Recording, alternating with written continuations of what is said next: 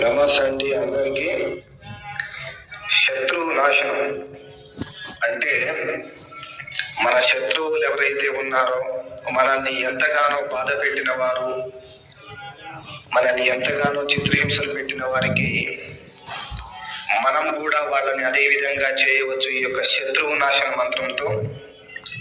ఓం హ్రీం త్రిభువన పాలిన్య మహాలక్ష్మి అస్మాకం దారిద్ర్యం నాశన నాశన నాశన స్వాహ.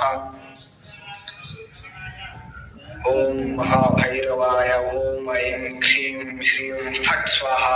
ఓం ఐం క్లాం క్లీం క్లూం హ్రీం క్లూం హ్రీం సహ ఐం ఓం క్లీం ఫట్ స్వాహ అనేటువంటి శత్రువు నాశన మంత్రాన్ని ఉపయోగించి